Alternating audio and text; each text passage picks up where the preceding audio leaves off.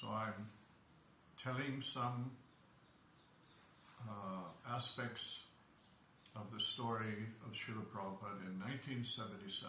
There are many different segments to my experience with Srila Prabhupada, which was almost all of 1977 and much of 76 as well. But later in 77, midway, Srila Prabhupada asked me to join with him to help Tamal Krishna Maharaj and Upendra to care for him, because he was, as you all know, quite ill. And I did various things, but mostly I was nursing, taking care of him physically as a nurse. Now I'm going to start, really we've gone to London and come back to Bombay. So he had originally gone to London hoping to go all the way to the States, but his health began to fail. And again, that's a long story, which I've told before, and I'll likely tell again. So we turned back and we came to Bombay, which was under construction, and Srila Prabhupada was extremely eager to see the Bombay temple finish. Various pastimes happened there for several weeks, and eventually his health continued to fail, and he decided that he could not wait for the opening of the temple. In any case, it was going to be quite some time, and that we should return to Vrindavan for the final journey. All along, Srila Prabhupada he used to tell me that whatever happens, my death must be glorious. He wanted to set an example with every breath of his life for his disciples and for all people in general, for their welfare. And of course he wanted to be close to Vrindavan, where his heart always resided. So we had decided to return to Vrindavan. I was dispatched to get a train organized. So I went to, and I looked up one friendly senior officer in the railway, Mr. Gupta, and he was very fond of Srila Prabhupada. He had earlier helped me by arranging a train to bring Srila Prabhupada out of the Kumbh Mela. He had locked up a full bogie and sent it into the Kumbh Mela just to put Prabhupada on it. And again, that's another story. So I again approached him, and this time he arranged, again, a full bogie, which was actually a Maharaja's, you can say like a camper, caravan. It was all mahogany walls and paneling, and it had a kitchen and a living room and bedrooms, and it was fully air conditioned.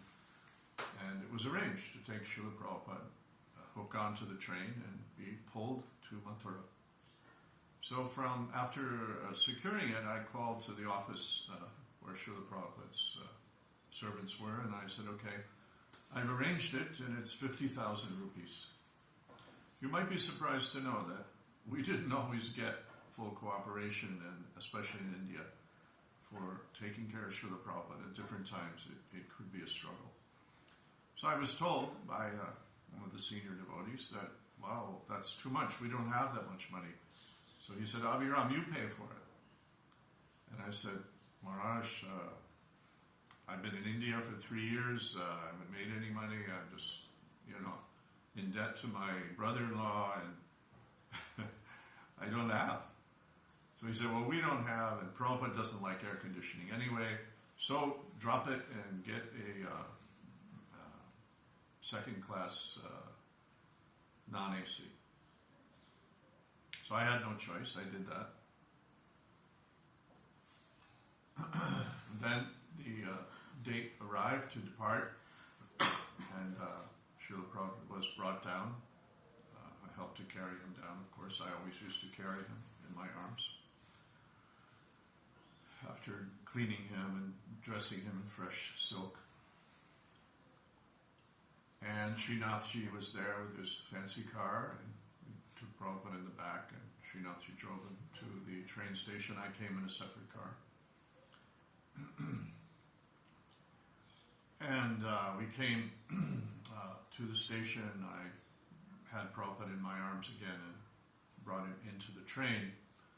And it was just, open windows with the metal bars and second class, non-AC. It was summertime, extremely hot.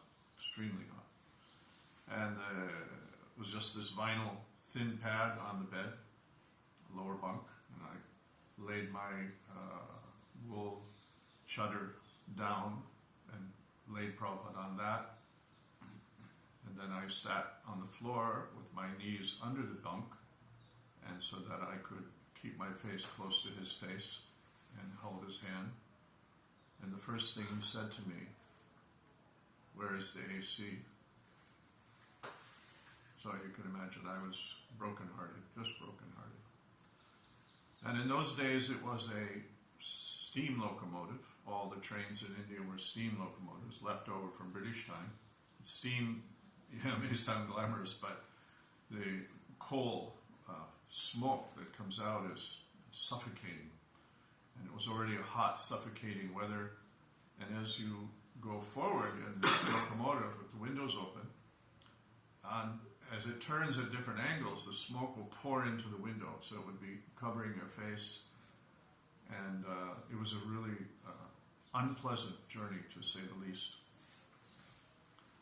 So anyway, we arrived at Mathura station. Srila Prabhupada was brought into his cottage here, and first thing he said is, "Oh, now I am home." So that's a summary of the journey back to Vrindavan. And, these many things happened in those last few months, as you know. He had basically stopped translating. Even in Bombay, he was not translating. But then again, it was a heroic effort, and I was there. I was actually holding the mic on the first time he was translating, because it was quite a surprise. Nobody was prepared for it. And I, being Prabhupada had instructed me as his nurse, never leave my side, day or night. So I used to even sleep often just next to him, on the floor, of course, or I would, as I had done in the train, I would sit cross-legged on the floor and lay on his bed with my hand holding his hand, because it was difficult for him to make noise, and if he had any distress in the night, he could just squeeze my hand or move my hand.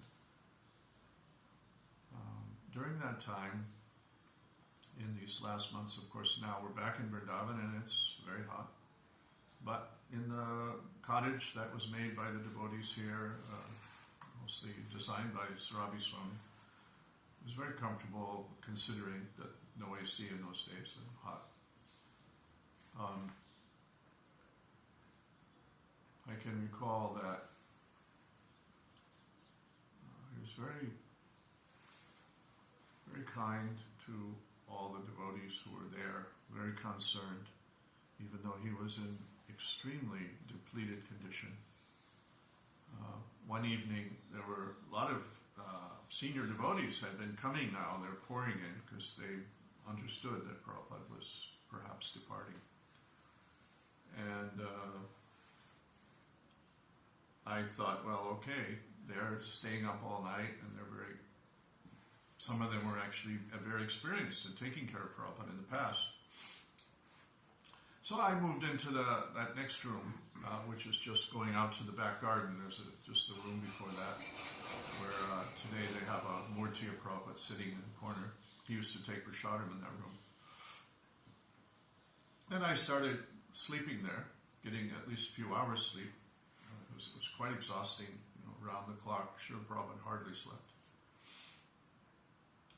And one night, apparently, Prabhupada was being disturbed. He's very sensitive. His senses were extremely keen, especially his hearing. And he was asking the devotees who were there, "What is that sound? What is that sound?" They couldn't understand any sound. It was relatively quiet at night. So Prabhupada said, "Call Abhiram." So they came and they woke me. And I came up to Prabhupada's bed next to his face, and he said, "What is that sound?" Now, I had become a little accustomed to sensing his experiences, physical experiences. I listened carefully, and I heard a slight whirring, a whir, and it was a ceiling fan. Whoa, whoa, whoa. Very subtle, very quiet, but it was there. And I realized that was the fan that I was sleeping under in the other room.